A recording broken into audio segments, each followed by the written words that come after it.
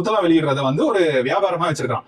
அப்ப அந்த வியாபாரத்தை பெருக்கணும்னா இந்த மாதிரி யாரையாவது வச்சு அதை ஒரு பெரிய நிகழ்வா எடுக்கணும், அவங்க தரப்புல இருக்கிறவங்களை வச்சும் பெரிய அளவுக்கு வித்துக்கணும். இதுக்கான ஒரு முயற்சி தான் இங்க நடந்துகிட்டு இருக்கு. அதுக்காக விகடன் ஒரு திட்டத்தை போட்டதுனால எதிர்க்க முடியாம அங்க இருந்தும் தொடர்ச்சியா அவங்களுக்கு வைட்டமின் பா, அவனோட இதுலயே சொல்லணும், வைட்டமின் பா வரதுனால இப்படி செயல்படுறதா சொல்கிறார்கள். இப்ப இதெல்லாம் உண்மை தானே நமக்கு தோணுது. இப்ப நம்ம பார்க்கும் போது இவன் எழுதுற செய்திகள் விஜய் எதிர்த்து ஒண்ணுமே எழுதல. என்ன எழுதிட்டு இருக்கான் தெரியுமா?